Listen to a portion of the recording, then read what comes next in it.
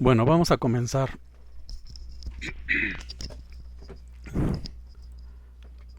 A Ok, ver, aquí estoy. ¿perdón? Aquí estoy, maestro. Perfecto. Bueno, vamos a comenzar y ya si llega alguien más, nos solicitará el acceso y se lo damos. Entonces, mira, estamos en la unidad 4. Ya empezamos desde el viernes y en esta unidad vamos a revisar las alteraciones neurológicas y la de neurodegeneración. Solo hay que recordar que en la unidad 1 vimos todo lo que tiene que ver con la neuroquímica y los procesos y los mecanismos que llevan a cabo la comunicación entre las neuronas y nos da la sinapsis. Todo lo que implica esa comunicación, ya vimos que no es algo lineal y no es algo simple, si es un conjunto de mecanismos que regulan esta comunicación y puede ser tanto química como eléctrica la comunicación. Una vez que ya conocimos cuál es la estructura y la estructura de las neuronas y de los elementos que participan, después entramos a la primera, digamos, aproximación a una alteración de esa comunicación de las neuronas o de la sinapsis. Y esta alteración la podemos hacer mediante fármacos o drogas, que finalmente es lo mismo. El fármaco o la droga es un agente externo que va a venir a alterar la, la composición o la comunicación que se va a dar al interior de las neuronas y entre neuronas. Y bueno, el fármaco, cómo se clasifican los fármacos, cómo afectan a estos mecanismos. Una vez que ya conocíamos toda la forma en que se daba la comunicación y las estrategias que utiliza el organismo para regular ese tipo de comunicación, bueno, en cualquiera de esos niveles vamos a encontrar que hay una posible alteración con fármacos que son exógenos. Normalmente algunos fármacos los producimos nosotros, algunas drogas las producimos de forma natural, pero cuando ya son sintéticas o son introducidas al organismo desde el exterior, pues intentamos afectar esos mecanismos o ese equilibrio, esa homeostasis del organismo y entonces tratar de controlar este tipo de comunicación. Normalmente y la forma, digamos, aceptada es que intentemos intervenir solo cuando hay algún problema y lo queremos corregir y es para ayudar a un paciente. Pero ya sabemos que al ser un tema muy seductor en el sentido de que puede producir placer, puede producir alegría algún fármaco, bueno, se empieza a consumir y entonces se puede caer en adicciones. Esto ya lo vimos en la tercera unidad. Bueno, desde la segunda unidad vimos que los fármacos pueden generar una adicción y en la tercera unidad ya vimos los trastornos que puede haber en sí, trastornos sobre todo depresión, ansiedad y todo lo que deriva de ellos, ¿no? Entonces, ahí también revisamos cómo podemos intervenir con algún fármaco y a qué nivel se está dando este efecto sobre el sistema nervioso. Y ahora, una vez que vimos los trastornos, ahora nos vamos a ir a las alteraciones del sistema nervioso. Y en esas alteraciones vamos a encontrar que hay algunas alteraciones que son de origen genético, hay otras que son fisiológicas, hay otras que son provocadas por lo que consumimos, en este caso algunos fármacos o sustancias exógenas que afectan al sistema nervioso central y al sistema nervioso periférico y en su conjunto a toda la comunicación que se da entre el cerebro y el organismo o el órgano. Entonces, bueno, finalmente en esta unidad vamos a ver el objetivo de esta cuarta unidad es reconocer las alteraciones fisiológicas del sistema nervioso y de diferentes trastornos y enfermedades neurológicas y degenerativas. Estas, debido al uso de fármacos, como lo comentábamos, y normalmente estos fármacos los vamos a utilizar para ayudar al paciente. Entonces los fármacos se recetarían de forma profesional. El psicólogo no lo puede hacer, lo tiene que canalizar a un psiquiatra, a un médico especializado.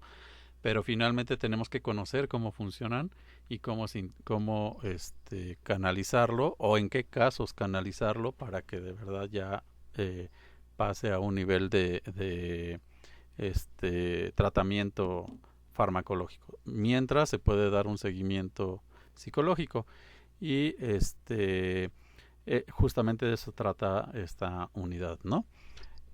Ahora bien, en esta unidad, como en las otras, tenemos dos actividades que entregar, la experiencia de aprendizaje y el foro de reforzamiento. En la experiencia de aprendizaje vamos a analizar algunas alteraciones neurobiológicas que dan origen a las enfermedades y vamos a tratar de proponer un tratamiento para el paciente, ¿no? En este caso, acuérdate, estamos trabajando con Cherry, que es un migrante y que se acerca para que le demos apoyo.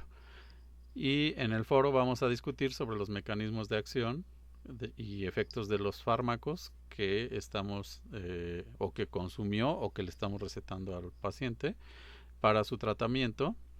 En este caso, considerando que puede tener una enfermedad neurológica asociada a una alteración o a una neurodegeneración, ya sea provocada por un fármaco, ya sea fisiológica o de origen genético, ¿no? Pero para esto pues tenemos que identificarlo a partir de la conducta. Entonces podemos considerar que su conducta, su estado de ánimo, que es lo que tiene alterado y por lo cual se acerca, es producto de una posible alteración neurológica, alguna neurodegeneración, porque en principio ya descartamos que pueda ser una adicción a un fármaco en la unidad 2. En la unidad 3 ya también analizamos que podría ser un trastorno y en la unidad 1 ya entendimos cómo está funcionando su sistema nervioso y eso cómo se refleja en su conducta. Entonces, retomamos el problema prototípico. Recordemos que es una población migrante. Nuestro problema prototípico se basa en la población migrante y todas las condiciones sociales, económicas, políticas y de contexto de esta población. Esta población se encuentra en una situación vulnerable en términos físicos y psicológicos y entonces nos sirve muy bien como muestra para que podamos analizar y poner en práctica este tipo de conocimientos que estamos revisando en las 4 unidades. Entonces de esta población extraemos una muestra que sería un paciente y ese paciente, que es Cherry, se acerca a nosotros y solicita apoyo. Como comentábamos, ya solicitó apoyo ya descartamos en las otras unidades posibilidades y ahora vamos a descartarlo a partir de preguntas detonantes que nos hacemos para poder abordar el caso de Cherry. Entonces, estas preguntas que nos sirven como referencia para empezar a analizar, a replantear las condiciones en que se encuentra él y que está presentando, por lo cual más bien está presentando este trastorno del estado de ánimo y adicción a las drogas. Bueno, para poderlo abordar, pero ahora desde la neurodegeneración, pues nos hacemos estas preguntas detonantes, ¿no? ¿Qué es una enfermedad neurológica? ¿Cómo la enfermedad neurológica afecta en este caso al paciente? ¿Y por qué es importante que un psicólogo conozca sobre este tipo de enfermedades? En este caso son enfermedades, no adicciones, y más bien ya no vamos a abordarlo como trastornos, sino como enfermedades de origen posiblemente genético, fisiológico o alteraciones por fármacos. Ahora bien, recordemos esto para tener un contexto nuevamente. Lo que comentábamos hace un momento, conceptos básicos de neuroquímica, ya los revisamos, ya vimos cómo se comunican las neuronas y todos los mecanismos que giran alrededor de la comunicación. Ya revisamos principios de farmacología y la adicción, todo lo de la farmacocinética y la farmacodinamia. Ya vimos cómo el cuerpo afecta al fármaco y cómo el fármaco afecta al cuerpo. Esas dos son la farmacocinética y la farmacodinamia. Vimos cómo se procesa todo el fármaco desde que ingresa, ya sea dependiendo la vía de administración que se esté utilizando, ya sea oral, intramuscular, intravenosa, subcutánea, sublingual. Todas esas vías de administración implican un tipo de absorción, una distribución, un metabolismo y una eliminación. Entonces, dependiendo de la administración, empieza desde la absorción o directamente ya se distribuye. Por ejemplo, la intravenosa la administramos directamente en circulación, torrente sanguíneo, y va directo a distribución, ya no pasa por la absorción. En cambio, cuando es sublingual o cuando es oral, pues tiene que pasar por todo el sistema gastrointestinal, absorberse, dependiendo los mecanismos, dependiendo la acidez y la conformación del fármaco, bueno, va a viajar y puede llegar a nuestro órgano diana bueno, órgano blanco, o a la célula en la cual va a llevar a cabo la función. Todo ese proceso, ese mecanismo, bueno, ya revisamos en términos muy generales y lo hicimos en las actividades de la unidad 2, lo expresamos mediante, digo, las actividades. En la unidad 3 ya vimos los trastornos del estado de ánimo. Ahí ya vimos todo lo que implica la depresión, la ansiedad y todas sus derivadas, y cómo pueden afectar y se manifiestan en términos conductuales, y en algunos casos cómo son tratados, y además cuáles son los mecanismos de comunicación que se vieron afectados. Entonces, hasta ahí ya tenemos esos antecedentes y ese panorama. Ahora, todo eso lo vamos a enfocar en las alteraciones neurológicas y neurodegenerativas. Aquí vale la pena que nos preguntemos qué ocurre con las neuronas cuando se presentan alteraciones neuroquímicas. ¿Por qué las neuronas se degeneran? Esto es, ¿por qué pierden la funcionalidad natural, normal, que nos permiten tener una conducta normal, digamos, entendida como que es la conducta en la cual con la cual nos comportamos todos los que no tenemos alguna enfermedad neurológica. Las alteraciones y enfermedades que afectan al sistema nervioso central y modifican los procesos neuroquímicos, ¿cuáles son? Esas son las que vamos a ver aquí también. ¿Qué tipo de alteraciones y qué tipo de enfermedades afectan al sistema nervioso? Entonces, esas serían nuestras preguntas detonantes que podemos hacernos para empezar a abordar esta unidad. Ahora bien, tenemos otra vez las 4 unidades. En cada unidad tenemos esta estructura. Solo la unidad 1 tenía una actividad, las otras tienen 2 actividades, una experiencia de aprendizaje y un foro de reforzamiento o de integración.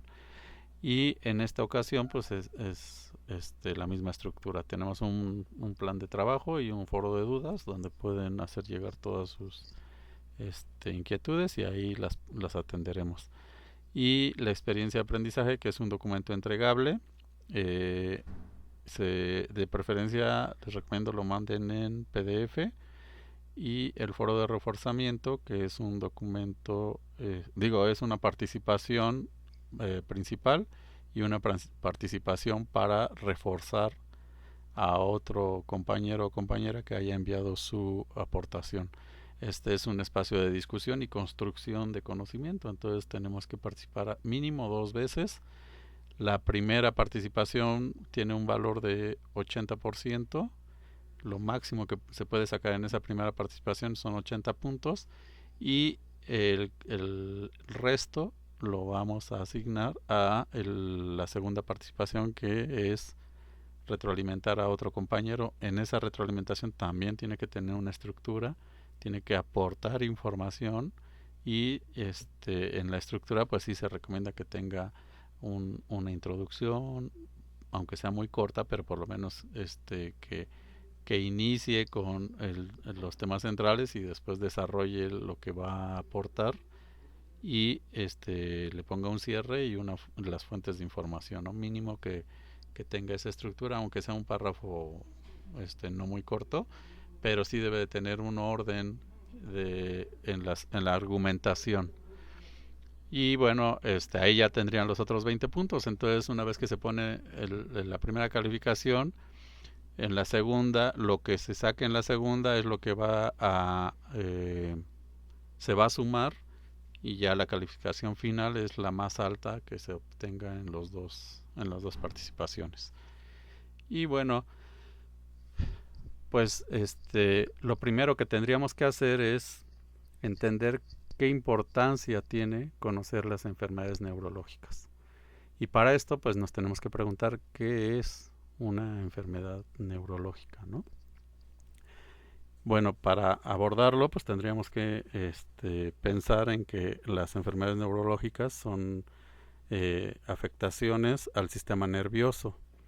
Y bueno, el sistema nervioso, recuerden, no solo es el cerebro y no solo es el sistema nervioso periférico o el nervioso central, sino es un conjunto que incluye el cerebro, la médula espinal, los nervios periféricos. Todo eso en cualquiera de estos puntos se puede ver afectado, y ahí ya consideramos que hay una enfermedad neurológica. Y bueno, esta condición o esta enfermedad puede ser provocada por diferentes factores. Pueden ser lesiones mecánicas o traumáticas, esto es, físicamente se dañó por algún efecto, algún golpe, algún daño directo con algún instrumento sobre el sistema nervioso en cualquiera de sus niveles, cerebro, médula espinal, nervios, al nivel que sea. Pudo haber sido afectado de manera física y generarle un trauma, una ruptura de su función. También pueden ser trastornos genéticos que ya se traen por herencia y que se están manifestando, y ahí depende el tipo de trastorno. Puede ser que se manifiesta desde el origen, desde que se nace, o incluso a nivel en el embarazo, a nivel fetal, o puede manifestarse a cierta edad dependiendo la etapa de desarrollo de esta enfermedad. En algunos casos se manifiestan hasta la adolescencia, que es cuando se empiezan a liberar cierto tipo de hormonas, y entonces se activan estos genes, se empiezan a expresar a través de proteínas y se manifiesta la enfermedad. En otros casos se manifiesta en una edad más tardía, cuando ya es adulto y se empieza a tener una pérdida de la función cognitiva o de las funciones físico-motoras o de las funciones, alguna función de comunicación o fisiológicas, ¿no? Entonces ahí es donde tenemos que identificar, bueno, ya se han identificado este tipo de enfermedades, pero tenemos que tener presente que se puede manifestar en cualquier etapa de la vida, o dependiendo del tipo de herencia genética que se esté manifestando, o en cualquier nivel del sistema nervioso. También tenemos que puede haber una afectación, o que se llegue a tener un daño por una infección, pues ya sea bacteriana, por hongos, por virus o por parásitos, pero al final una infección puede afectar directamente al sistema nervioso central y periférico, y el daño puede ser o no ser reversible.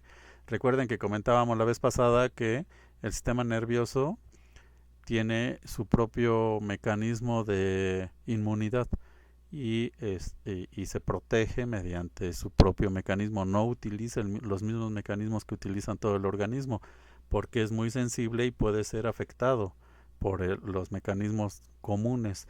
Una natural killer o un linfocito T que llega y bombardea con especies reactivas puede destruir la neurona o destruir los receptores de la sinapsis, o destruir las biomoléculas, o destruir simplemente el ambiente en el que se está dando en el espacio interneuronal e intercelular. En medio de las dos células, en ese espacio sináptico, puede generar cambios, se altera ese espacio y ya no se da la comunicación, ya sea alteraciones de pH, se altera el potencial, se destruyen todas las biomoléculas, los neurotransmisores, etcétera, etcétera. Se genera un caos en esa zona. Entonces, por eso es necesario que tenga su propio sistema de defensa.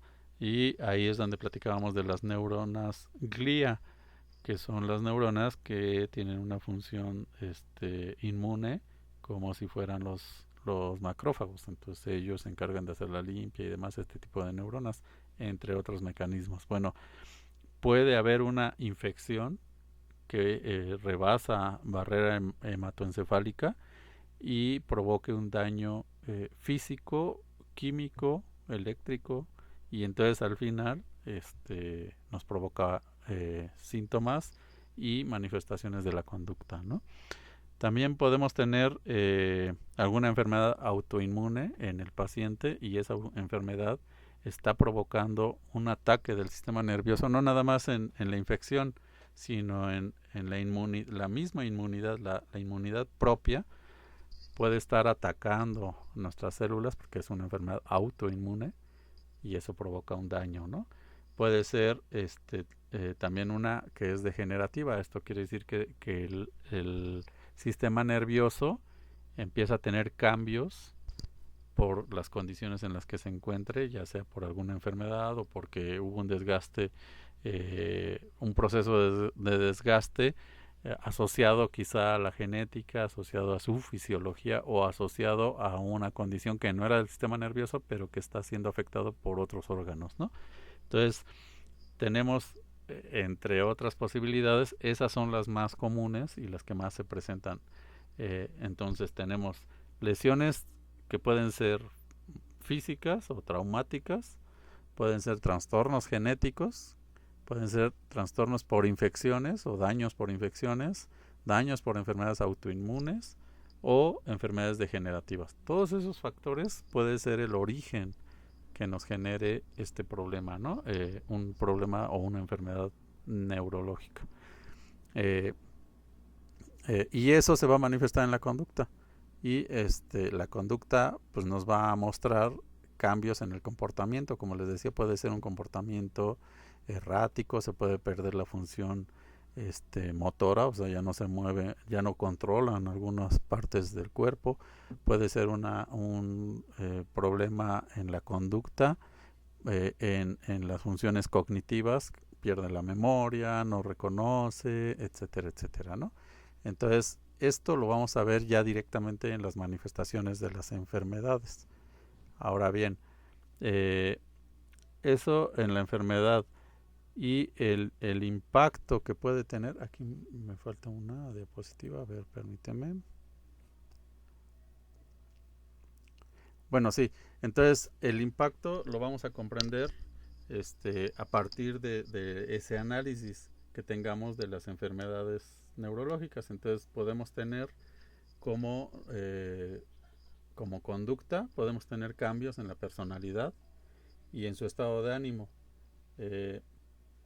También podemos tener, como les decía, el deterioro cognitivo, que es la pérdida de la función intelectual, básicamente cognitivo, de conocimiento, y entonces tiene un retraso en las capacidades cognitivas o intelectuales que llegue a tener, y en esas se identificaría al Alzheimer como una de las manifestaciones, o la demencia vascular, que no hubo una buena irrigación en el sistema nervioso, no les llegó los nutrientes y tuvo una pérdida de funciones por efectos del desgaste o el daño que se le provocó.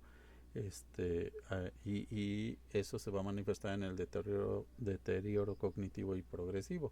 Entonces ahí vamos a ver una pérdida de memoria o una pérdida del pensamiento abstracto. El paciente ya no logra abstraer conceptos, ideas, ya no integra información y ya no la puede manifestar o incluso ni siquiera comunicarla adecuadamente, ¿no? Y puede ser que también pierda la capacidad de fijar la atención, entre otras posibles funciones. Entonces, por eso es muy importante que se pueda diagnosticar en los cambios de personalidad y del estado de ánimo algunas enfermedades neurológicas. Pueden manifestar depresión o cambios muy evidentes como la ansiedad o la irritabilidad. Y ahí pues los cambios de personalidad se ven muy evidentes, pero es justo porque existe una patología, ¿no? Y eso es lo que tenemos que identificar. O el paciente se puede volver muy apático, muy agresivo e incluso muy impulsivo, ¿no? En su comportamiento hacia los demás. También podemos tener limitaciones funcionales, como lo decíamos. Puede ser una limitación físico, mecánica. Esto es que ya no controla sus movimientos. Puede tener algún temblor en algún órgano o estar moviendo la mano o intenta agarrar algo y no puede agarrarlo porque no coordina sus movimientos. Puede tener problemas para moverse, incluso de cualquier parte del cuerpo, dificultades para moverse o para hablar, y lo que es peor, incluso para llevar a cabo funciones que son vitales, como la deglución o poder comer algo adecuadamente, y controlar el intestino, la vejiga para la absorción de los alimentos. Entonces se puede manifestar en que el paciente de repente ya no controla su vejiga y de pronto necesita estar permanentemente o cerca de un baño porque si no pierde el control. Y entonces ahí pues su calidad de vida va a bajar enormemente y va a perder su autonomía, va a ser dependiente de alguien que lo cuide o que lo esté vigilando. Y ahí entra entonces una segunda condición: cómo vamos a atender no solo a ese paciente, sino a su cuidador, porque el cuidador también va a cargar con todo el peso de la atención de ese paciente, ¿no? Y todo lo que implica estar al lado de él. Entonces, eso lo vamos a también revisar en un momento. Por eso la importancia de la atención que le brinda el psicólogo a este tipo de pacientes que presentan una enfermedad. Es una atención más integral que no nada más incluye el paciente, sino todo su contexto. Entonces, eh, el rol del psicólogo, aquí está, el rol del psicólogo es súper importante porque desempeña un papel crucial en el abordaje integral de la enfermedad y de todo lo que rodea al paciente que la está padeciendo. Y entonces, como les decía, no nada más se van a fijar en el aspecto físico, en el aspecto emocional o terapéutico del paciente, sino de todo su contexto. Y entonces tiene que tener una estrategia de apoyo, no nada más al paciente, sino a toda la familia o a sus apoyos.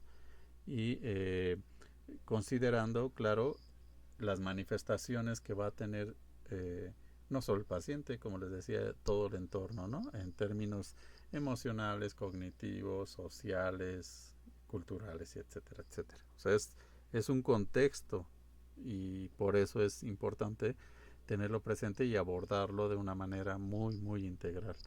Esto va a ser una constante a lo largo de toda esta exposición, que visualicen la atención y el abordaje siempre de manera integral y no de manera puntual nada más. Habrá momentos y habrá cosas que sí las tienen que abordar de manera puntual, pero sí es necesario que estén alejándose del escenario y concibiendo todo lo que los rodea, ¿no? También el psicólogo aporta una evaluación al paciente y esa evaluación tiene que considerar los síntomas y las manifestaciones que tiene ese paciente. Se lo tiene que dar a conocer, pero sobre todo a quien lo está apoyando para que lo pueda canalizar de mejor forma, ¿no? Y generalmente pues estos síntomas son, como lo decimos, emocionales y muchas veces están asociadas a estados depresivos, de ansiedad e incluso de ideas de suicidio, lo que vimos en la unidad anterior, en la exposición anterior. Y entonces sí tenemos que estarlo canalizando y tratando con mucha responsabilidad porque están en un estado delicado, ¿no? En muchos casos, cuando la enfermedad empieza a deteriorarse o lleva al deterioro permanente del paciente, pues sí lo tenemos que tratar de forma muy cercana y con un diagnóstico muy preciso, o buscar que sea lo más preciso posible. Entonces, para esto, pues sí tenemos que estar capacitados, pero sobre todo tener presente todos estos temas que hemos estado revisando hasta ahorita, para que no hagamos un diagnóstico equivocado y entonces el problema pueda ser el tratamiento y no necesariamente la enfermedad nada más. Ahora, como les decía, tenemos que tener presente a los cuidadores. Entonces, ahí también tiene mucho que ver la estrategia que se utilice y el momento en el que se les dé el seguimiento. Habrá momentos en los que están todos y habrá momentos en los que les exponen la situación a todos los involucrados, esto es al paciente y a sus invitados, a sus cuidadores, o solamente al paciente, ¿no? O solamente al cuidador, en ausencia del paciente, que esté solo el cuidador para que le puedan dar indicaciones y eso no condiciona el comportamiento del cuidador. Todo esto es una estrategia que va a buscar contener toda esa ansiedad, esas emociones encontradas, esas condiciones en las que se encuentra el cuidador, porque está siendo afectado no solo otra vez en términos físico-emocionales, sino también en términos financieros, sociales, sus relaciones con las demás personas. Todo eso se ve afectado en el cuidador. Entonces, no podemos dejar caer al cuidador porque entonces perdería también su estabilidad y entonces ahora serían dos problemas que se estarían alimentando, tanto la enfermedad del paciente como el estrés y la ansiedad y todo lo que le provoca al cuidador y que finalmente también se va a tener que atender. A ver, permítame tantito. Muy bien. Entonces, bueno, me faltó comentar aquí que la psicología aporta o puede aportar mucho aquí en este tipo de situaciones de las enfermedades neurológicas con la intervención que tenga siempre orientada a mejorar la calidad de vida del paciente y esto lo tiene que hacer mediante ciertas estrategias que ayuden a amortiguar toda la alteración que se ve en aspectos emocionales, cognitivos, sociales del paciente y su entorno. Y bueno, las intervenciones siempre tienen que ir orientadas a promover la resiliencia y fortalecer el sentido de autoeficacia y autonomía tanto del paciente como del cuidador, ¿no? Eh, También hay una estrategia en la cual se tiene que pensar en la adherencia al tratamiento, garantizar que vaya llevando el tratamiento de manera constante y permanente, porque si no se hace, entonces el daño puede ser mayor, porque el tratamiento se va llevando y luego se deja y se puede ir teniendo una tolerancia hasta el momento en el que ya el tratamiento ya no es muy eficiente y entonces habrá que reiniciarlo, pero ahora con otras consecuencias. Esto se nota más evidente cuando es un tratamiento farmacológico, pero también en los tratamientos psicológicos, porque ahí se pueden encontrar con barreras psicológicas y sociales que afectan la adherencia al tratamiento. Esto es que generan una resistencia en el paciente y en el cuidador para darle continuidad a su tratamiento. Y entonces ahí el psicólogo tiene que tener la habilidad para desarrollar estrategias de manejo del tratamiento y que pueda ir canalizando al paciente para ayudarlo a salir del problema o a saberlo manejar adecuadamente, ¿no? Y fomentar la rehabilitación y la adaptación a las condiciones en las que se encuentra. Quizá la enfermedad ya sea irreversible, pero entonces generarle o ayudarle a generar las condiciones para que tenga una calidad de vida adecuada. Eh, Ahorita que, bueno, y cuando estuve preparando la presentación me acordé mucho de este científico muy de un nivel muy elevado en términos de desarrollo cognitivo y desarrollo intelectual. Él bueno, me refiero a Stephen Hawking, que es un físico matemático que es el único que ha afirmado, no sé si ha habido otro después de él, pero después de Newton, él fue el que firmó la cátedra que se daba en la universidad donde estudió. Y es que esa cátedra no la da cualquiera, entonces imagínense, desde Newton hasta él, digo, pasó muchos años, quiere decir que el nivel en el que él se encuentra está en otro... No hemos tenido otro científico a ese nivel, ¿no? Y él es el que planteó o desarrolló mejor lo de los hoyos negros, desarrolló todo el estudio de este del cosmos. Es un físico sumamente reconocido. Sin embargo, él se quedó con una parálisis corporal.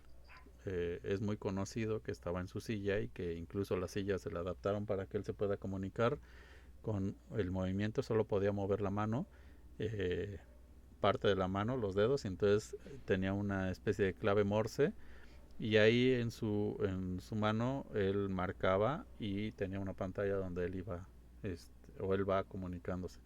Tiene poco que murió, digo poco, no sé, 1 o 2 años, no recuerdo, pero él justamente se le empezó a manifestar esta enfermedad neurológica a partir de la adolescencia, y justo tenía que ver con la manifestación de las hormonas. Entonces poco a poco empezó a perder la movilidad hasta que quedó paralizado y era dependiente de sus cuidadores, y siempre tuvo enfermera, y primero su familia, y después tuvo un apoyo, y incluso para comunicar todo lo que él iba descubriendo intelectualmente tenía una especie de traductor. Antes de que le pusieran la silla donde él se comunicaba, él tenía una especie de traductor que era un estudiante, un compañero suyo que se acercaba, y algunos sonidos que él lograba hacer, el estudiante los comunicaba, y él era el que escribía en el pizarrón y les daba las conferencias a la gente, ¿no? Entonces, ustedes, es muy, muy conocido él, pueden buscarlo en los audios, los videos que hay de él. Hay incluso una serie del Cosmos de él, y y ahí se van a dar cuenta en el libro de Breve Historia del Tiempo, que después lo hicieron también un documental, ahí en Breve Historia del Tiempo, y después lo volvieron una película, parte del libro lo tomaron y lo redujeron a una película. Ahí se puede ver la historia de él y cómo fue perdiendo la movilidad hasta que quedó paralizado. Bueno, así como él, hay muchos casos, y pero ese es un ejemplo muy claro de lo que estamos hablando ahorita. Entonces me acordé mucho de él mientras estamos revisando esta unidad. Bueno, eh, pero entonces nos tenemos que preguntar qué son las alteraciones neurológicas, ¿no? Y bueno, podemos entender que las alteraciones neurológicas son condiciones que afectan la funcionalidad normal del sistema nervioso central. Digo, del sistema nervioso en su conjunto. Y esto incluye el cerebro, la médula espinal y los nervios, que era lo que comentábamos hace rato. También incluye no solo los nervios del sistema nervioso central, sino los periféricos. Y se pueden manifestar de diferentes formas, alterando o manifestando problemas motores, sensoriales, cognitivos, todo aquello donde esté conectado el sistema nervioso. Todo eso puede provocar un daño en la funcionalidad, una enfermedad del sistema nervioso, digo, de una enfermedad neurológica. A ver, déjenme ver, aquí hay una... No, pensé que alguien... Ah, sí, alguien quiere unirse, permítame. Ahí está. Bueno, entonces, eh, Podemos entender las alteraciones neurológicas como condiciones que afectan la funcionalidad del sistema nervioso en su conjunto. Y algunas características que, que es necesario comentar, que son características comunes de estas alteraciones, pues son la aparición de síntomas como la debilidad muscular, los temblores, los problemas de equilibrio y coordinación, las dificultades en el habla o en el lenguaje, y cambios en la cognición y el estado de ánimo y el comportamiento, lo que comentábamos hace rato. O sea, puede ser que algunos de los efectos, ¿alguien quiere entrar? No, se vean justamente manifestados en este tipo de síntomas, ¿no? Que no puede hablar porque ya no controla bien. Recuerden que para hablar pues movemos y utilizamos muchísimos músculos. Si ya no hay un control de esos músculos, empezamos a perder la capacidad para hablar, o el paciente la empieza a perder. También movimientos musculares en general de todo el cuerpo, puede ser para caminar, para mover las manos, para hacer cualquier actividad que tiene que ver con movimiento, puede verse alterada. Y por lo tanto, pues la manifestación se ve, o el síntoma se ve en un lenguaje limitado, lenguaje corporal o lenguaje verbal, o cualquier tipo de lenguaje. Y bueno, escrito pues no se diga porque no podríamos coordinar. Y trastornos sensoriales, esto es, se ven afectados los sentidos, puede ser la vista, el oído, el gusto, el tacto, el aroma. ¿Por qué se ve afectado? Bueno, porque todas son señales que se dan entre el sistema nervioso y el cerebro. Y a el cerebro las interpreta y las traduce en conceptos que están asociados a la sensibilidad. Pero finalmente, la sensibilidad, que es la que nos permite tener un conocimiento de la realidad, la sensibilidad es dependiente en su totalidad de nuestro sistema nervioso. Entonces, si nosotros perdemos esa sensibilidad en algún punto de toda esta gran gama de conexiones del sistema nervioso con el cuerpo, bueno, pues si hay alguna afectación en todo el sistema o en alguna parte del sistema, pues se ve afectada parte de esa sensibilidad de los sentidos. Entonces, trastornos sensoriales como la pérdida de sensibilidad o el entumecimiento y cambios en la cognición, en el estado de ánimo y en el comportamiento son manifestaciones muy evidentes de que hay una alteración neurológica. Esta alteración es distinta a cuando, bueno, no es distinta, más bien su origen es diferente a cuando estas mismas manifestaciones pueden presentarse, pero por consumir algún fármaco o alguna droga, ¿no? Entonces sí tenemos que hacer un buen diagnóstico, porque puede ser que nosotros pensemos que es una alteración neurológica provocada de forma genética o de origen fisiológico, y resulta que no, que tiene que ver con un fármaco. Entonces sí tenemos que discriminarlo. Y pues aquí tendríamos que ver qué tipo de alteraciones neurológicas podemos descartar. Y bueno, hay eh, condiciones que podemos clasificar en las alteraciones neurológicas y que abarcan una gama de trastornos o enfermedades. Eh, Algunos ejemplos que podemos revisar aquí son trastornos del movimiento, como la enfermedad de Parkinson o de Huntington, que son dos enfermedades asociadas a problemas del movimiento. También tenemos trastornos del estado de ánimo y la ansiedad, como la depresión mayor, el trastorno bipolar, que fue se puso mucho de moda a principios del siglo, bueno, de este siglo, y trastornos de ansiedad generalizada, ¿no? Lo que platicábamos en la unidad pasada. Sin embargo, en esa unidad, pues generalmente están provocados por fármacos. Ahora, trastornos de neurodesarrollo también podrían ser como el espectro autista, que es un trastorno, pero que ya es desde su origen, desde que nacen, pues ya lo traen. Esos son trastornos del desarrollo, por eso se llaman así. Y trastorno por déficit de atención e hiperactividad, el paciente ya es así y se va en su desarrollo se va manifestando cada vez más, pero es muy fácil confundirlo con el comportamiento de una persona que necesita estar activa permanentemente, ¿no? Y bueno, la discapacidad intelectual. Esa se puede ver porque la edad del paciente no es equivalente a su edad física, a su edad intelectual, ¿no?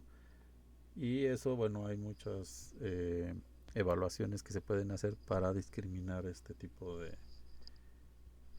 de trastornos. También tenemos trastornos neurológicos degenerativos, que un ejemplo y el más representativo de todos es el del Alzheimer, que es una neurodegeneración del sistema nervioso y que se empieza a perder algunas funciones cognitivas de memoria y después incluso físicas, ¿no? De control del movimiento. Y tenemos, bueno, la de Huntington y la esclerosis lateral amiotrófica, que es la que tenía, me parece que esa es, sí, la que tenía Stephen Hawking. Bueno, hay trastornos del sueño, como la apnea del sueño, el insomnio y el síndrome de piernas inquietas. Y también tenemos trastornos del dolor, como la migraña, la neuralgia del trigémino y la fibromialgia. Esos trastornos pues en los tres se presenta dolor muy permanente. El de la migraña, bueno, el dolor de la cabeza permanente, y de verdad es incontrolable, es muy molesto. La neuralgia del trigémino, el trigémino es un nervio que cruza por el rostro, de los dos lados del rostro, en la parte exterior a los pómulos, y va desde la mandíbula hasta los pómulos. Y ese nervio, cuando es altamente sensible e incluso puede tener riesgo de que si un dentista no es muy bueno y logra tocarlo por alguna razón cuando inyecta el bueno, cuando pone alguna inyección para poder eh, darle tratamiento al paciente y lo toca, con el simple hecho de que lo toque lo puede afectar. Y desde ahí es muy difícil, casi imposible que quiten ese dolor, ya es permanente para siempre. Entonces el paciente tiene que estar tomando permanentemente medicamentos para controlar el dolor. No es que le quite el dolor, sino que lo controla para que no lo sienta, porque el trigémino es muy difícil desa desaparecer ese dolor o ese trastorno. Y bueno, el de la fibromialgia es un daño en los nervios, el sistema nervioso periférico, en el cual al parecer tiene un origen molecular, les falta por ahí una proteína y entonces todo el tiempo están sintiendo dolor. Al parecer tiene que ver con la liberación permanente de ácido láctico, el ácido que provoca el dolor cuando hacemos mucho ejercicio. Nosotros hacemos ejercicio, quemamos el azúcar y uno de los productos de la glucólisis es el ácido láctico. Si no tenemos oxígeno en esa zona del músculo y no se lleva a cabo una respiración aeróbica, se queda en ácido láctico, ya no se descompone hasta cadena de electrones. Ese ácido láctico se dispersa en el músculo y es lo que provoca el dolor. En educación física o en deportes lo conocen como fatiga. Ese es el punto en el que hacen su corte en el análisis de que un deportista entra en fatiga, pero esa fatiga no es que esté cansado, sino es que fisiológicamente manifiesta que ya no está utilizando oxígeno para producir energía, porque se agotó y entró a glucólisis, que le está liberando ácido láctico, le está produciendo menos energía, y por lo tanto ese ácido láctico lo va a manifestar mediante el dolor del músculo.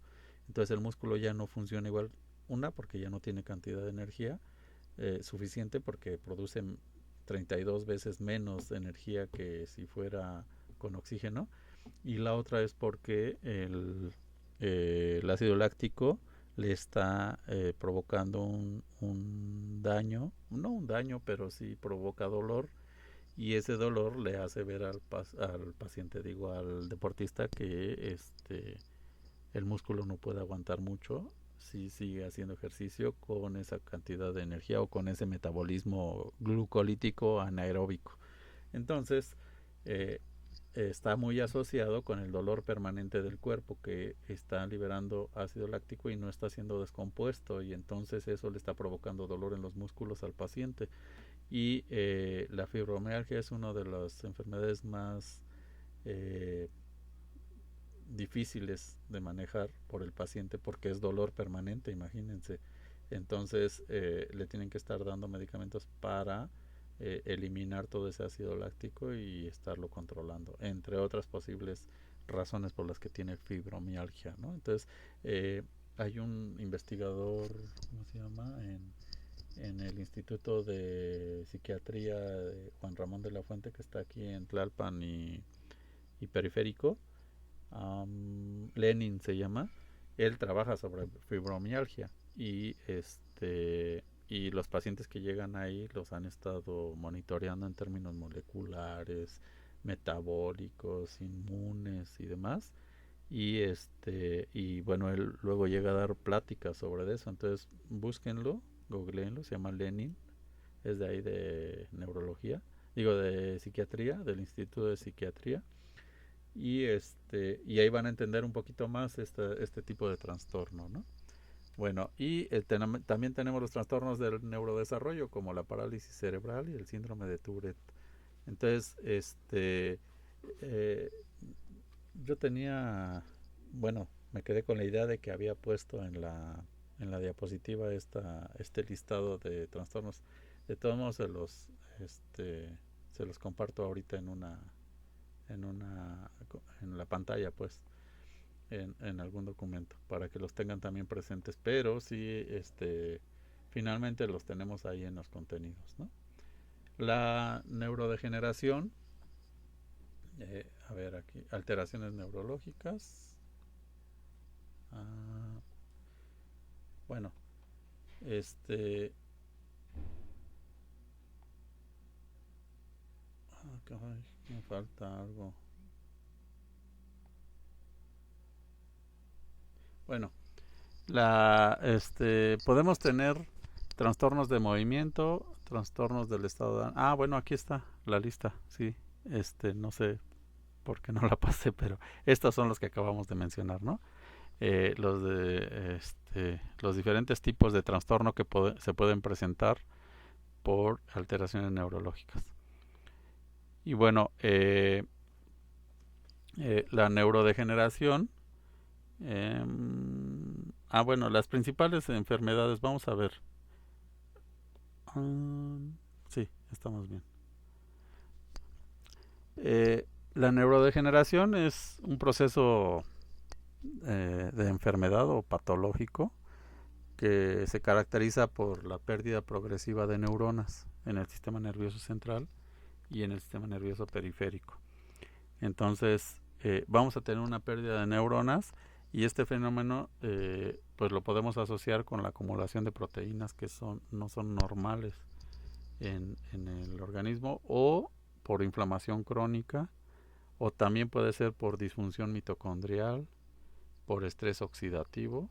Esto es que hay un cambio, y sobre todo el estrés oxidativo también se presenta cuando llega a haber una inflamación y hay un bombardeo de especies reactivas de oxígeno y alteran todo el microambiente basal, o el microambiente donde se lleva a cabo la inflamación, y se altera el estado ácido base de la zona y pues eso altera todas las funciones de todas las células y de todo lo que hay en ese lugar, ¿no?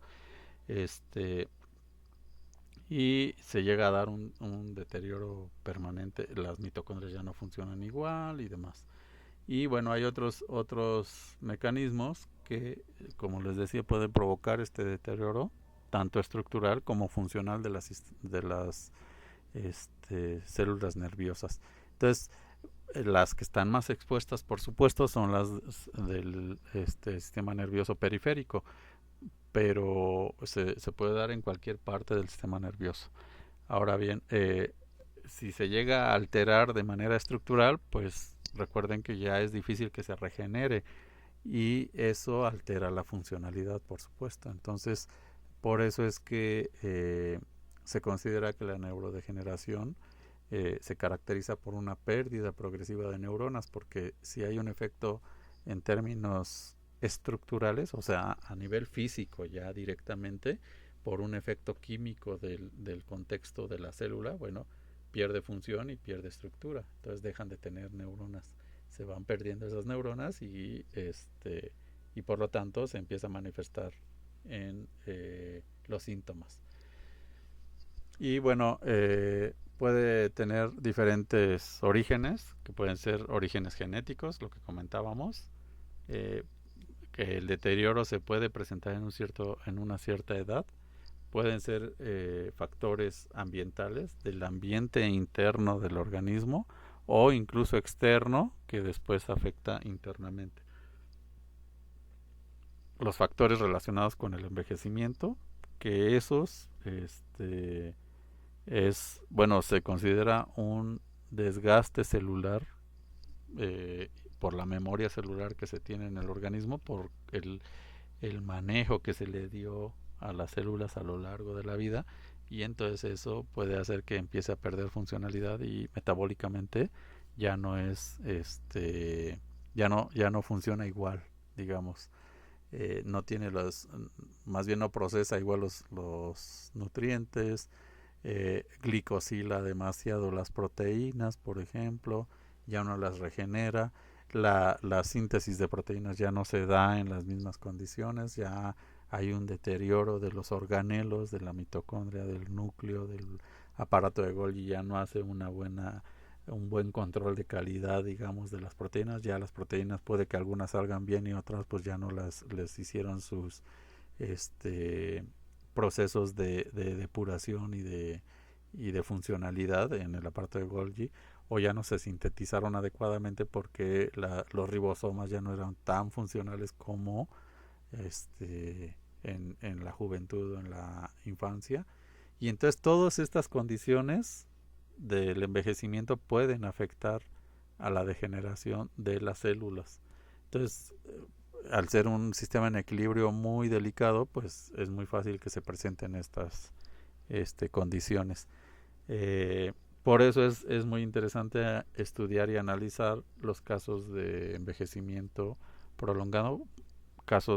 Hay un estudio de los chinos donde analizan por o cómo viven las personas que tienen edades adultas pues muy extensas y de buena calidad de vida, arriba de los 100 años, y pues lo hacen justamente para tratar de descartar este tipo de factores, ¿no? Y bueno, tenemos las enfermedades neurodegenerativas que se presentan por este tipo de procesos y ya las comentamos: Alzheimer, Parkinson, Huntington, esclerosis lateral amiotrófica, ¿no? Y bueno, los síntomas pueden ser problemas en la memoria, en la cognición, el deterioro motor, de movimiento, pues, trastornos del estado de ánimo, cambios en la personalidad y pérdida de la funcionalidad autónoma. Y las principales enfermedades neurodegenerativas son tienen las características que hemos mencionado. El Alzheimer es la pérdida progresiva de memoria, deterioro cognitivo y cambios en el comportamiento.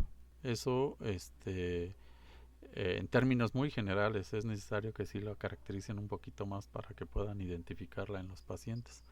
pero para fines didácticos estas son las características más evidentes. Y se caracteriza por la acumulación de placas de proteínas beta amiloide y ovillos neurofibrilares en el cerebro. Acuérdense que la mielina, que es la que recubre los axones y la neurona, pues empieza a perder su funcionalidad, deja de tener la consistencia que debe tener, o en ocasiones ni siquiera ya no se sintetiza, ya no se recubre la neurona y empieza a perder la comunicación entre las neuronas, y por eso pierden el movimiento.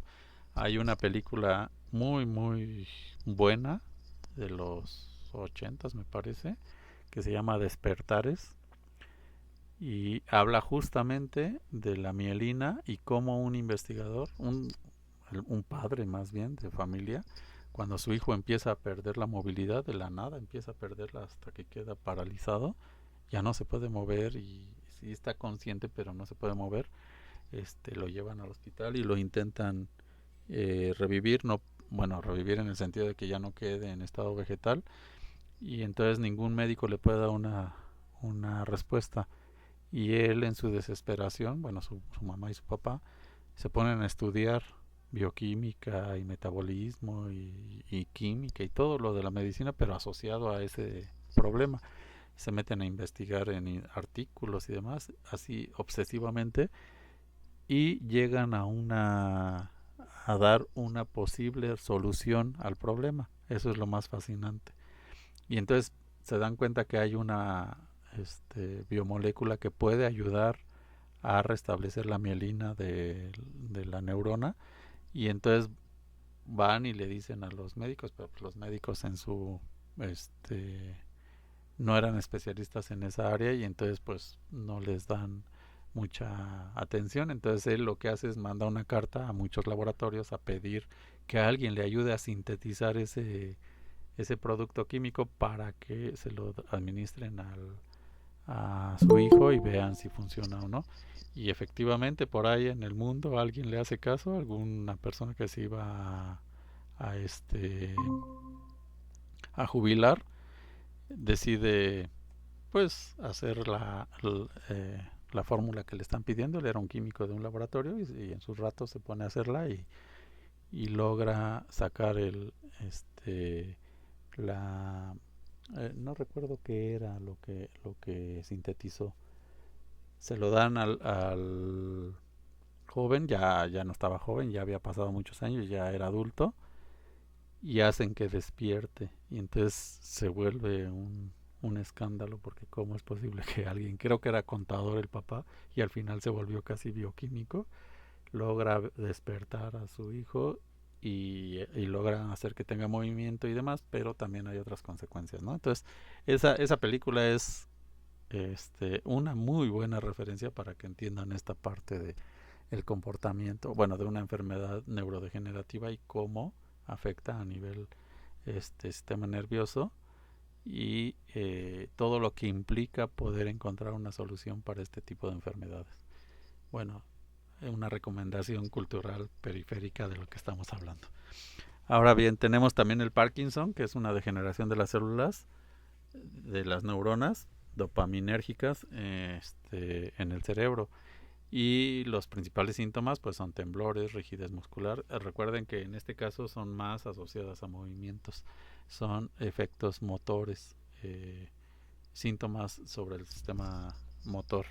Entonces pues tenemos rigidez muscular, bradicinesia, tenemos temblores, movimientos lentos, problemas de equilibrio en el Parkinson. Es muy sintomático, ¿no? Cuando alguien habla de Parkinson sabemos que tiene que ver con movimientos, temblores y movimientos de falta de control de las extremidades del cuerpo.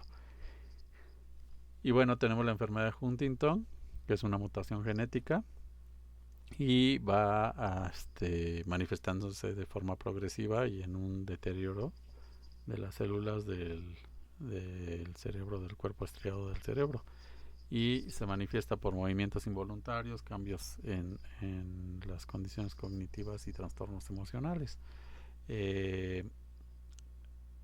al parecer es esta la parte de los síntomas que se logran ver en esta película que les comento, como resultado del despertar del paciente.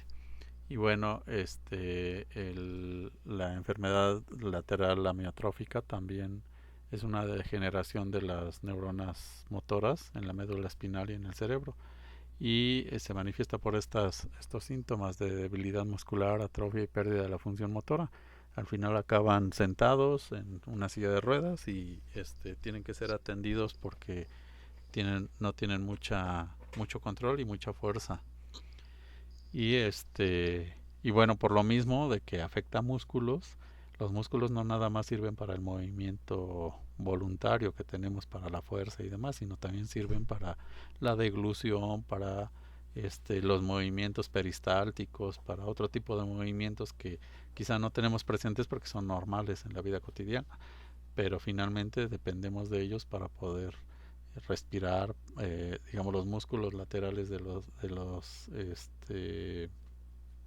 pulmones, pues nada más para respirar los necesitamos y nos damos cuenta justo cuando nos duelen porque respiramos y por algún ejercicio, alguna infección, algún problema, algún golpe, y entonces nos damos cuenta que ahí hay un músculo y gracias a ese estamos respirando, ¿no? Entonces esos músculos se pueden ver afectados por el sistema nervioso periférico y alguna enfermedad neurodegenerativa. Bueno, y y entonces no nada más puede ser una enfermedad neurodegenerativa eh, por un origen genético o fisiológico, sino también por un origen farmacológico. Y entonces, bueno, aquí retomamos lo que ya vimos en la segunda unidad. Esto es una más bien es para recordar lo que ya vimos, ¿no? Que la psicofarmacología estudia las sustancias que introducimos a nuestro organismo y que son ajenas al cuerpo y que provocan un efecto sobre la sinapsis o sobre las neuronas, en cualquier nivel de la comunicación de las neuronas o incluso en cualquier nivel de las estructuras del sistema nervioso, y estudia sus efectos, lo que le hace, lo que siempre decíamos, lo que le hace el fármaco al cuerpo o lo que el cuerpo le hace al fármaco. Eso estudia la psicofarmacología. La farmacología en general, bueno, habla de todos los fármacos, pero aquí los efectos sobre el sistema nervioso. Y cómo actúan a diferentes niveles, en los neurotransmisores, en las neuronas, en los espacios sinápticos, etcétera. Y los síntomas asociados que ya revisamos también, como trastornos de depresión, de ansiedad, de esquizofrenia, del sueño, enfermedades neurológicas, suicidio, etcétera, etcétera, etcétera, ¿no? La clasificación de los fármacos en función del mecanismo de acción y los efectos terapéuticos, básicamente para qué sirven. Y y bueno, también vimos que tenemos fármacos, psicofármacos que pueden ser antidepresivos, ansiolíticos, antipsicóticos, los estabilizadores del estado de ánimo, los hipnóticos, los que son para trastornos neurodegenerativos, que son los que nos interesan en este caso, ¿no? Si se fijan, todos estos psicofármacos provocan o pueden provocar una adicción, justo porque alivian todo este tipo de problemas y entonces provocan una sensación de placer y de estabilidad y de tranquilidad. Es una sensación de percepción de la realidad en la cual todos quisiéramos estar y por lo tanto, bueno, lo consumen en condiciones que no los necesitan, y ahí es donde generan la adicción cuando consumen este tipo de fármacos, ¿no? Bueno, ¿qué relación existe con las alteraciones neurológicas? Bueno, básicamente lo que aquí veríamos es que hay un efecto del fármaco sobre el sistema nervioso, pero ahora sobre un sistema nervioso que requiere de una atención para estabilizarse o para regresar o buscar que regrese a lo que le llamamos normalidad, o fisiológicamente y anatómicamente conocemos como homeostasis, el equilibrio del organismo para que funcione adecuadamente. Bueno, entonces ahí es donde hacemos uso de estos fármacos, y los fármacos en principio lo que buscamos es que nos ayuden a tratar las alteraciones neurológicas. Y bueno, normalmente tenemos tratamientos dependiendo del tipo de alteración, es el tipo de fármaco que se recomienda. Por ejemplo, en el Alzheimer tenemos el uso de inhibidores de la colinesterasa, pero en el Parkinson tenemos medicamentos dopaminérgicos. Al final, fíjense, estamos atendiendo en la colinesterasa una enzima que es la que se encarga de degradar la acetilcolina. Recuerdan en este video que les puse donde la acetilcolina es liberada por las vesículas, se libera, llega a su receptor en la neurona postsináptica, llega al receptor, lleva a cabo su función, se lleva a cabo el cambio de potencial, se lanza la señal y entonces ya se cumplió la función, ¿no?, de comunicación. Entonces se libera la acetilcolina, se libera al espacio sináptico, llega a la colinesterasa y lo corta en colina y acetilo. La corta en dos y una de las dos, que es la colina, entra de nuevo, bueno, vuelve a ser como engüida por una vesícula, la membrana se invagina, entra de nuevo y se forma una vesícula transportando la colina, y los organelos al interior de la célula vuelven a sintetizar la otra parte, que sería el grupo acetilo, se lo pega a la colina y vuelve a generar la acetilcolina. Ya una vez que está ahí en esa burbujita de membrana, cuando entra el calcio, vuelve a activar la vesícula, viaja a la vesícula a la superficie y vuelve a liberarse, pero ahora otra vez como acetilcolina. Lleva a cabo la función de comunicación, se regresa, la corta la acetilcolinesterasa, la colinesterasa, y así estamos, ¿no? Bueno, como me imagino que aquí lo están inhibiendo a la colinesterasa, ¿para qué? Para que no corte a la acetilcolina. Una vez que tú es un equivalente a que elimináramos la tijera que va a cortar la acetilcolina, ¿no? Entonces, cuando lleva a cabo su función de comunicación, se libera y queda en el espacio sináptico, y llega a la tijera, que es la colinesterasa, y la corta. Bueno, lo que vamos a hacer es quitar o inutilizar la tijera. Entonces queda la acetilcolina, queda completa y sigue llevando a cabo su función sin necesidad de que sea cortada, resintetizada, etcétera, etcétera.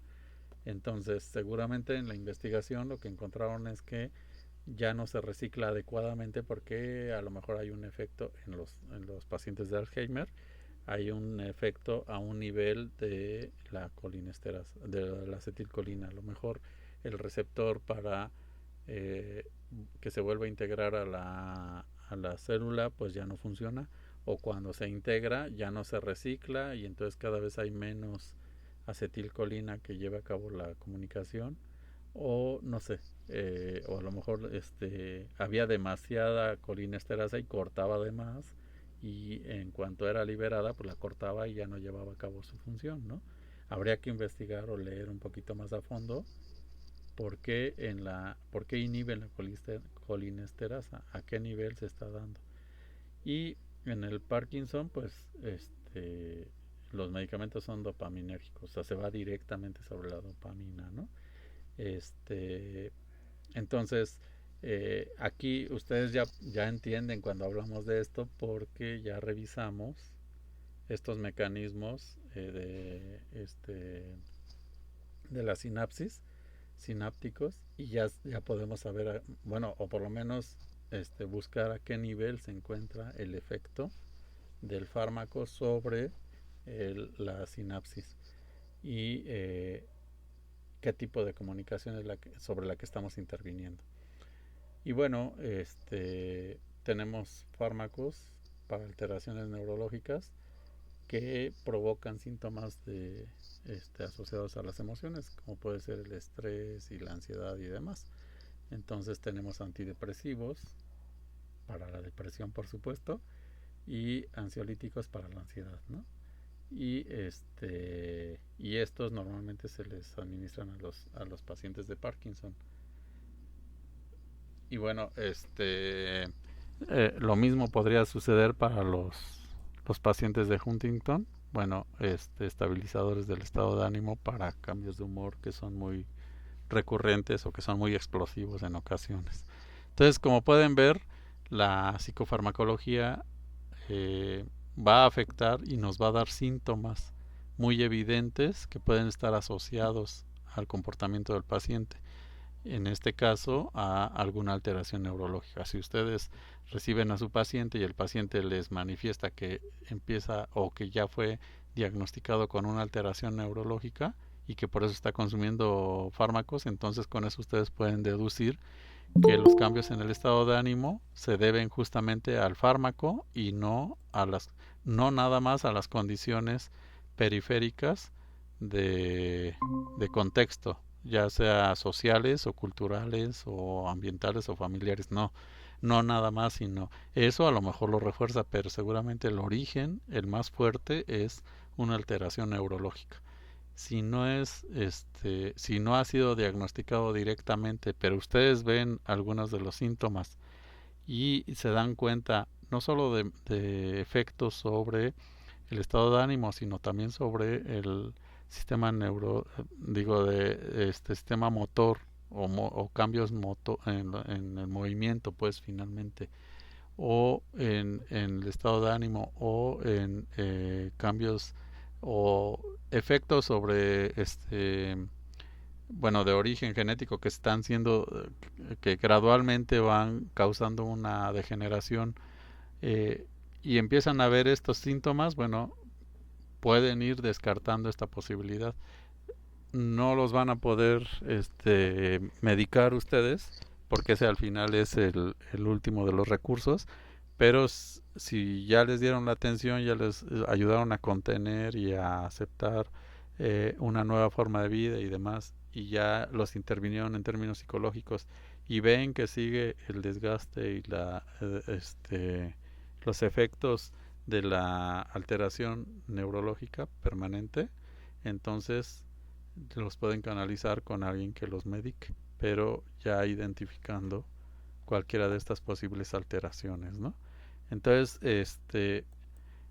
básicamente lo necesario aquí en esta unidad es que ustedes identifiquen la diferencia entre neurodegeneración y la adicción a posibles drogas. O sea, en el otro caso, muchos de los trastornos o eran asociados a drogas o a fármacos que provocan esos trastornos, o los trastornos los podemos asociar también a neurodegeneraciones, pero al final no es solo una u otra forma de abordarlo, sino tenemos que ir discriminando para poderle dar la atención más adecuada al paciente. Ahora bien, aquí no lo tenemos, no.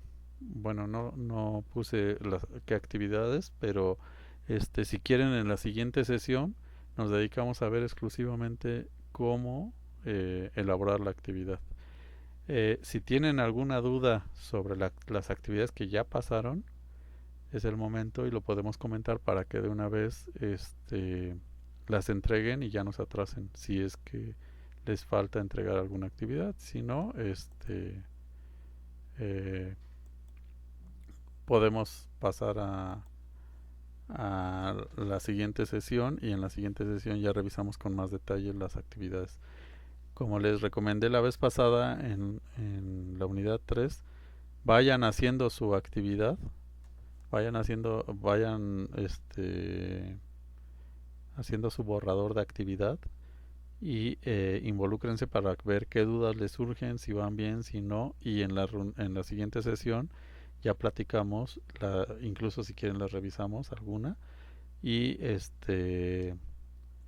y aseguramos que la tengan en buenas condiciones para que la puedan entregar y tengan un buen promedio. Pero sí le tienen que meter la mano, porque si no la empiezan a hacer, pues las dudas que pudieran tener pues se van a perder en el camino. O les van a surgir después de la reunión y pues ya no tiene tanto sentido.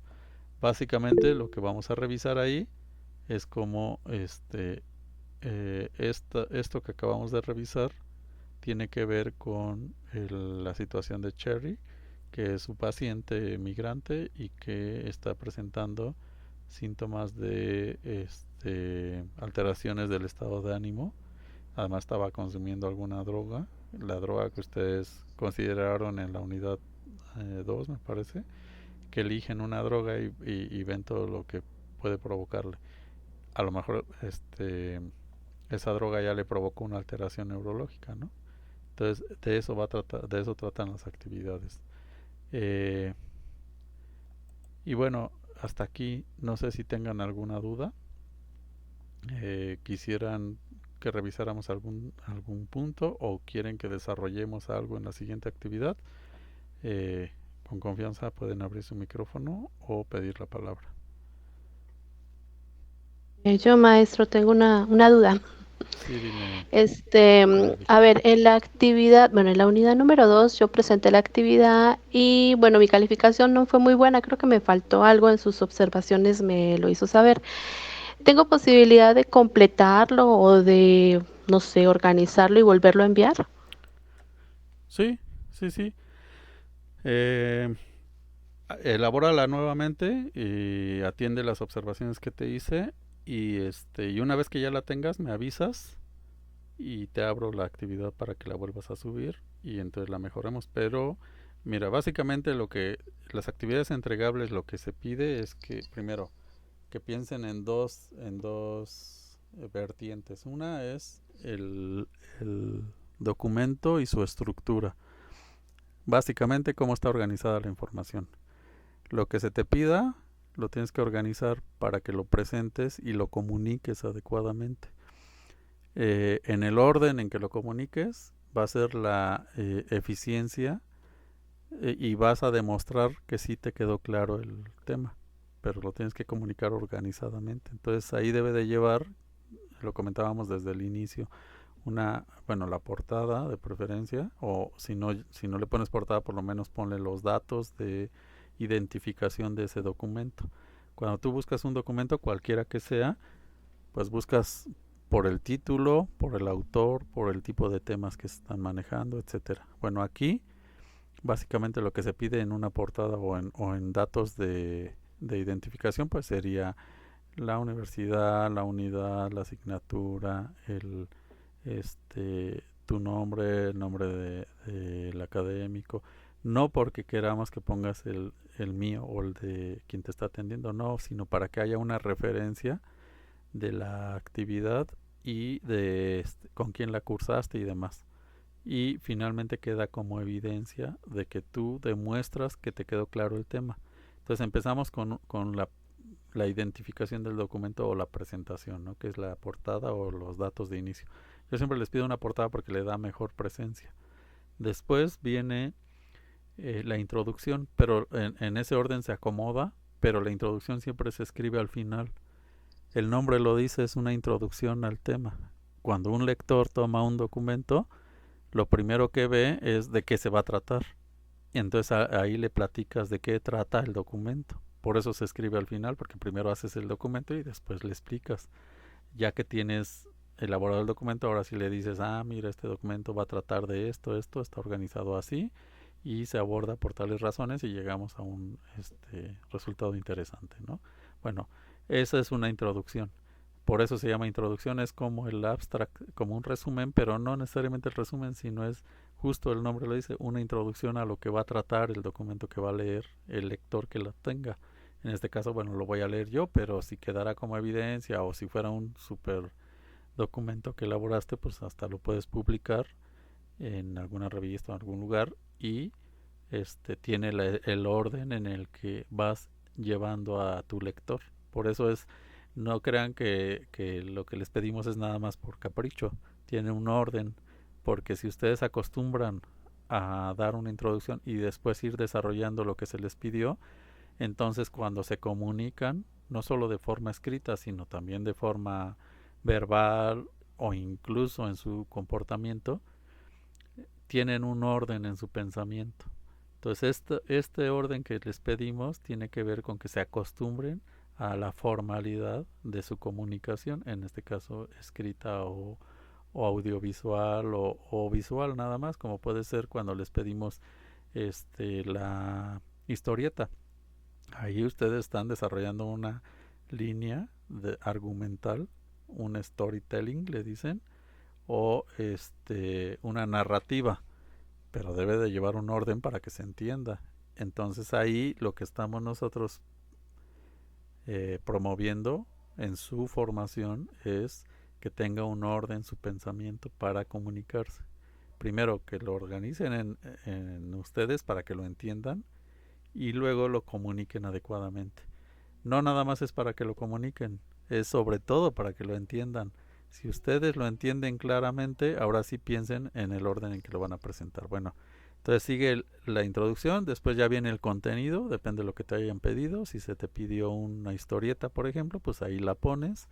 Si se te pidió un mapa mental, ahí lo pones. Si lo que te hayan, o si te pidieron un ensayo, pues ahí lo pones, ¿no? Y ahí viene una línea argumental. ¿Qué quiere decir? Es como las matemáticas. 1 más 1 me da 2, luego 2 más 1 me da 3, luego 3 más 1 me da 4. Bueno, aquí es igual. Las matemáticas y la lógica se comportan igual. Es más, se desarrollaron en paralelo desde los griegos. Tú dices, en el primero dices, la neurona libera neurotransmisores. Ese es tu número 1. Los neurotransmisores tienen receptores. Entonces las neuronas liberan neurotransmisores que van a recibirlos un receptor. Ya tienes un argumento. Premisa A, premisa B, me da como resultado una conclusión. Esa conclusión la utilizo como premisa 1, como mi primer parrafito, digamos. Le pongo otra premisa, o sea, una suma nuevamente, y me da otro resultado. A ese resultado lo tomo como premisa, le pongo otro y así. Y entonces me voy en una cascada de argumentos y voy enlazando hasta que llego a mi resultado que yo quiero comunicar. Bueno, eso es un argumento. Lo que vas a hacer en un escrito, lo que te hayan pedido es, empiezas a explicarlo de lo general, lo más general, y lo vas desmenuzando hasta llegar al punto que tú querías decirle, ¿no? Entonces te vas de lo general a lo particular. O al revés, empiezas con algo particular y lo empiezas a desmenuzar hasta que lo presentas como algo muy general. Entonces te vas a poder comunicar adecuadamente.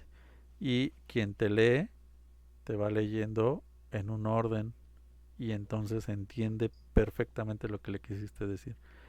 Si te fijas ahí, solo estamos desarrollando habilidades. ¿Para qué? Para que te sirvan en cualquier comunicación que hagas en tu vida. Si tú escuchas a los profesionistas que dominan su área, generalmente llevan un orden cuando te comunican algo. Llámese periodista, llámese político, llámese químico, llámese quien sea que sea un profesionista, tiene un orden en su pensamiento y va relacionando los elementos de su pensamiento, los conceptos, las ideas, las va relacionando y las va presentando. Entonces tú lo tienes que ver como elementos. El primer elemento más el segundo elemento me da este resultado. Ese resultado lo tomo como un primer elemento más otro elemento me da otro y así. Entonces tienes que ir presentándolo y lo puedes tomar como referencia a lo que ya hicieron otros. Si ya hay un investigador que ya trató de ese tema y ya lo demostró, bueno, lo tomas como referencia, pero le das su lugar. Dices, bueno, es que este autor dijo esto. Entonces ya lo citas y te agarras de ahí y vas enlazando tus argumentos. Seguramente en tu trabajo algún punto faltó en esa argumentación. Después de eso, eh, ahora viene una conclusión. Esto es que haces una revisión de lo que presentaste en tu desarrollo y en esa revisión, ahora sí, tú expones lo que tú consideras resultado de tu trabajo. O sea, yo presenté toda esta argumentación, pero ahora yo voy a expresar lo que yo creo de todo lo que investigué aquí. Entonces ya es mi análisis. Análisis no es otra cosa más que descomponer nuevamente algo y entender cada una de las partes para reconstruirla, pero ahora a mi manera, ¿no? Ahora sí es mi argumento, entonces eso ya es con tus palabras. Entonces pones una conclusión y en esa conclusión vas a demostrar que entendiste el tema. Ahí es donde nos damos cuenta los que te analizamos el trabajo, no a ti, al trabajo que presentes, porque es muy distinto que yo te analice a ti a que analice tu trabajo. Lo que importa aquí es que tú demuestras en tu trabajo que aprendiste algo. Entonces, en esa conclusión se va a notar que te quedó claro lo que estás demostrando en tu documento. ¿Qué es lo que tienes que demostrar con tu trabajo? Pues lo que dice el objetivo. El objetivo, aquí lo vemos en nuestra presentación, se los regreso. En la actividad, el objetivo de la actividad, por ejemplo, de tu experiencia de aprendizaje, es que demuestras que reconociste las alteraciones fisiológicas del sistema, no, ese es de la unidad, perdón, que analizaste alteraciones neurobiológicas que dan origen a patologías neurológicas con el fin de aportar el tratamiento a pacientes. Y entonces cuando tú desarrolles las indicaciones que te dan ahí, te dice, vas a hacer un escrito donde me vas a presentar esto y esto, referido a Cherry. Bueno, entonces tú tienes, siempre que hagas tu trabajo, al final tienes que analizar, ¿cumplí con ese objetivo? Entonces merezco esta calificación. Y te vas al instrumento de evaluación, o que son los puntos que les evaluamos, los criterios. Y tú misma vas palomeando si cumplí con esto, sí, sí, sí, ya tengo mi 10, ¿no? Y tú misma te calificas. Yo no podría calificarte diferente porque esa es la referencia. Yo ya te dije cómo te voy a calificar y tú misma te podrías calificar. Entonces, puedes tomar la lista de cotejo como referencia para calificarte tú misma y decir, ya está listo mi trabajo, lo subimos. Eso es básicamente lo que haríamos aquí. Si en la siguiente sesión revisamos las actividades, podemos hacer con la lista de cotejo, decir, mira, cumplió con A, con B, con C, con D, ya está listo el trabajo para un 100. Entonces, esta es tu referencia, siempre tu horizonte a donde quieres llegar. Con esto vas a demostrar que sí te quedó claro el tema. Pero para que sepas hacia dónde dirigir tu trabajo y no estés confundida de no saber exactamente qué es lo que te están calificando y por qué te pusieron un promedio. Esto no nada más conmigo, con cualquier docente. Entonces, en cuanto termines o ajustes tu documento, me avisas y lo subimos. Bueno, lo subes nuevamente y te modifico tu calificación, no hay problema. La ventaja de esta plataforma es que te da dos oportunidades en las actividades entregables. El foro lo puedes, si tienes bajo promedio, pues puedes volver a participar y mejorar tu participación. En el foro hacemos lo mismo, tiene una estructura, das una pequeña introducción, pones tu argumento, concluyes. Aunque sea en un párrafo más corto que en un documento, no sé, 100 palabras, pero al final tienes que demostrar que tienes una estructura en tu pensamiento y que lo que estás comunicando no es algo al azar, sino tiene un orden. Entonces, si vas a aportar una retroalimentación a un compañero o una compañera, pues aportas información y das tu opinión, pero es una opinión académica, o sea, es un análisis de la información que aporta también para el análisis de la participación del compañero. Porque si solo lo felicitamos, me parece muy bien, estoy de acuerdo contigo, pues eso sí es válido también, lo puedes agregar, pero estamos en una discusión académica para construir conocimiento en el foro. Entonces la idea aquí es que al construir conocimiento aportemos información para que la discusión se enriquezca y construyamos conocimiento. Esa es la finalidad de un foro. Por eso se pide que tengan dos participaciones, porque es como un debate, pero un debate constructivo de conceptos, de ideas y de con el objetivo de llegar al objetivo, bueno, sí, al propósito, al horizonte de ese espacio, ¿no? Que en este caso del foro, pues es discutir los mecanismos de acción y efectos del psicofármaco. Entonces, sí, yo, en mi caso, yo sí, y lo digo, lo he dicho desde el inicio, sí, yo sí les acepto una segunda entrega para que mejoren su trabajo y sobre todo para que se vayan acostumbrando a esa forma de comunicarse.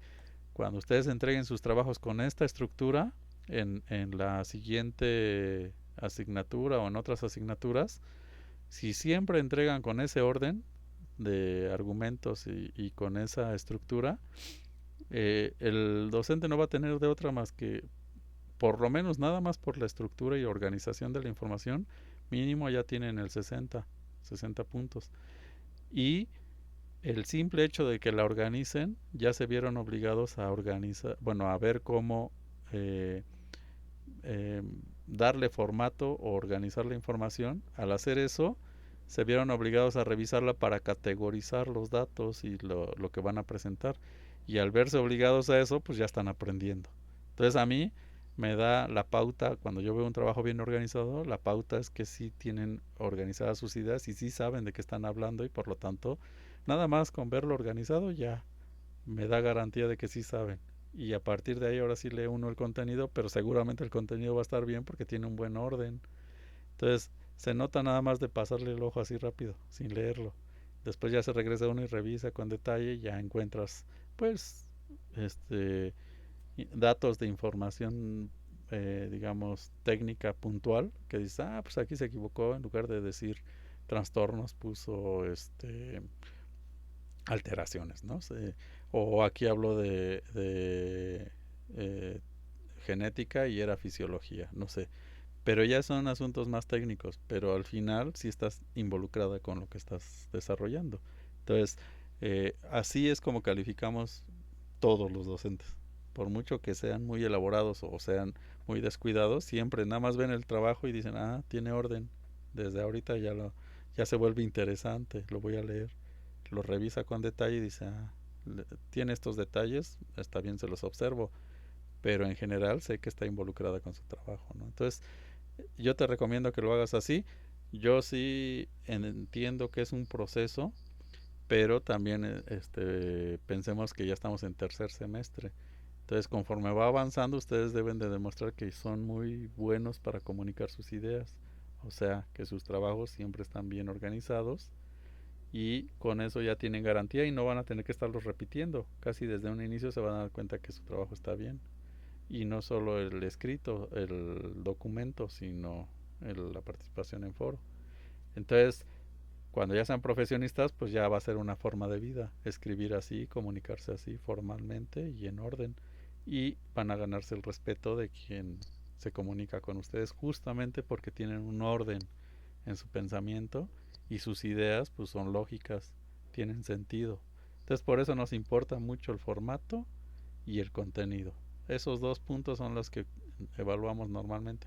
Vean cualquier rúbrica y siempre habla de formato y de contenido, o sea, cómo presentaron la información y de qué contenido tiene la información, ¿no? Entonces, eh, yo te recomendaría que primero tengas un formatito ya de base en el que siempre tienes al inicio tu portadita con todos tus datos, después viene tu introducción, tu contenido, lo que te hayan pedido, tu conclusión y siempre pon una conclusión o un análisis o un comentario de análisis y al final las fuentes de información. Ahorita hay tantas herramientas que te ayudan a organizar esos datos. Si la sacaste de un video, pues le dices no sé, a una inteligencia artificial o a alguien que te haga la fuente, que te la organice con los datos de ese documento, ese video, ese audio, donde haya sacado la información y te la da la cita y ya no me la pegas. Digo, herramientas tienen y les sobran. Antes no teníamos nada de eso y pues teníamos que hacer la mano, pero ahorita ustedes ya tienen forma de ayudarse. Lo que no ninguna herramienta va a hacer por ustedes es pensar bien y organizar su pensamiento, y eso es lo que ahorita les conviene más para poder discriminar información.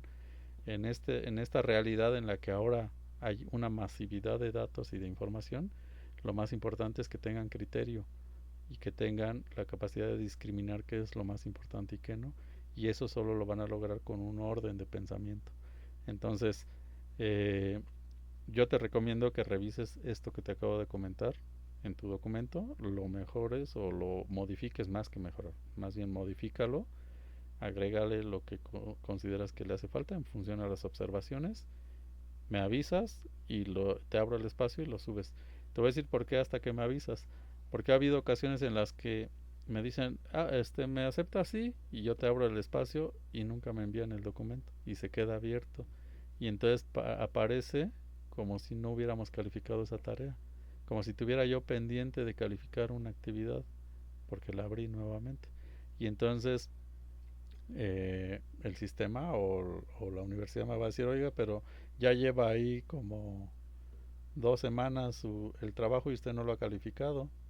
Entonces, eh, pues no es que no lo califique, es que se lo volví a abrir para que lo subiera y ya no lo subió. Entonces, yo tendría que volverlo a calificar con una nueva calificación, y en el momento que yo asigno la calificación ya se bloquea nuevamente y ya no lo podrías volver a subir. Entonces ya perdiste las dos oportunidades, se queda con la misma calificación en las dos y ya perdiste la oportunidad. Y entonces para evitar todo eso, mejor nada más me avisas, yo te abro el espacio, lo subes y ya acabamos, ¿vale? Entonces así le podemos hacer en el trabajo escrito. En el foro sí puedes volver a participar la cantidad de veces, pero sí que se note que cada participación pues la fuiste trabajando mejor para que evolucione, ¿no? Porque como te decía, no nada más es un reconocimiento de lo que hizo el compañero, pues ese tipo de motivación emocional pues lo encontramos incluso hasta a veces más eficiente en un Facebook, en un TikTok, en otros lados, pero eso no es un trabajo académico. El académico es donde hay un esfuerzo cognitivo, o sea, del pensamiento, para manifestar una idea de forma organizada. Una vez que haces eso, se te reconoce y se te valora y se te respeta que hayas tenido un esfuerzo cognitivo para demostrar algo, ¿no? Que sí adquiriste un aprendizaje y lo demostraste mediante una manifestación en tu comunicación, ya sea en un foro, de manera escrita, en un video, etcétera, etcétera. Entonces, por ahí váyanlo viendo, porque conviene que lo sepan para que ustedes también identifiquen cómo pueden estudiar mejor. A eso le llamamos autorreflexión. Ustedes reflexionan sobre sus propias estrategias de aprendizaje. Aprenden de cómo pueden aprender mejor. ¿Sí me explico? Entonces a eso le llamamos competencias. Ustedes desarrollan la competencia para aprender mejor. Entonces por eso en muchos espacios les ponen autorreflexiones para que reflexionen su proceso de aprendizaje ustedes mismos, lo depuren y sean mejores para aprender cada vez. Bueno, pues aquí lo vamos a ejercitar de esta forma, considerando formato y contenido. De preferencia, pues, que desde la primera ya quede, pero pues es un proceso. Entonces sí, yo sí te lo acepto, mándamelo y lo subimos, digo, lo calificamos nuevamente. Y en cualquier otro trabajo igual, pero sí, que se note la evolución en tu trabajo para que yo pueda justificar. Porque alguna vez me dijo un director, cuando daba yo bachillerato en la UNAM, bachillerato a distancia, y me dijo que por qué todos mis estudiantes de bioquímica les iba muy bien, ¿no? Y si los estaba yo pasando o era yo muy barco. Le digo, no, revisa mi aula y vas a ver que soy más exigente que mis compañeros. La diferencia es que yo les estoy encima y les estoy enseñando a cómo aprender ellos. Entonces pueden enviarlo un segundo envío y ya va a estar mejor. Pero hay que estar ahí pendiente para que el estudiante entienda que es un proceso. Al principio, en las últimas unidades, ya su proceso ya está consolidado. Ya no hay necesidad de decirle, solito sube trabajos muy bien hechos y desde ahí ya le pones el buen promedio. Entonces le digo, pero entra y revísalo para que veas. Y sí, se dio cuenta que era un proceso de un trabajo real del estudiante que estaba mejorando en una sola asignatura, había mejorado desde el inicio hasta el final durante un mes. Pues lo mismo les pido a ustedes, para que eso se quede como un hábito para todas las asignaturas. Y bueno, pues no sé si tengan alguna otra duda, ya me extendí, pero si quieren la siguiente, bueno, les quería aclarar también. Quedamos la vez pasada que íbamos a abrir una sesión para que nos dedicáramos a atender las actividades y las dudas que tuvieran. Pero sí necesitaba que me dijeran qué dudas para que nos fuéramos sobre eso. El asunto es que todas sus sesiones ya están programadas con las otras asignaturas, entonces llevamos un calendario con la coordinación en la cual aparecen todas las demás asignaturas y los horarios en los que les están impartiendo sus sesiones. Y entonces hay muy poco espacio en los horarios que hemos dado estas sesiones. Hay muy poco espacio para dar más sesiones.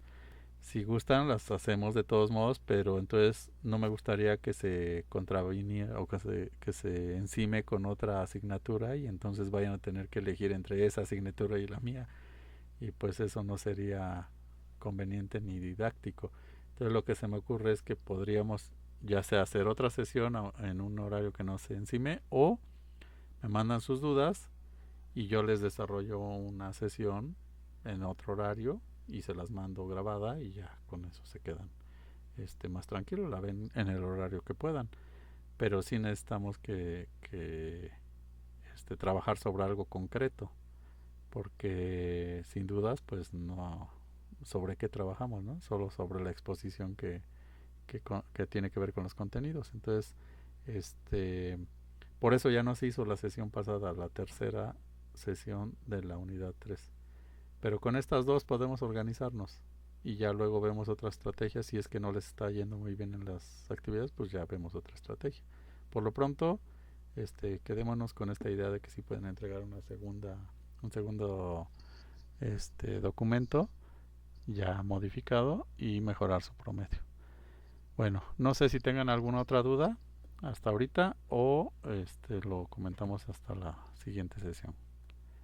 Y también sobre la presentación que ahorita tuvimos. ¿Tienen alguna duda? Aunque creo solo Nelly entró desde el inicio, pero bueno, va a quedar en la grabación para que la consulten nuevamente. Entonces, perfecto. Bueno, entonces espero sus trabajos. Sí les pido que lo vayan trabajando. Acuérdense que es un proceso. No entreguen un documento que hacen a la primera y ya lo mandan. No, revísenlo, abonen la información, depúrenlo y demás hasta que ya queda el documento final, mándenlo.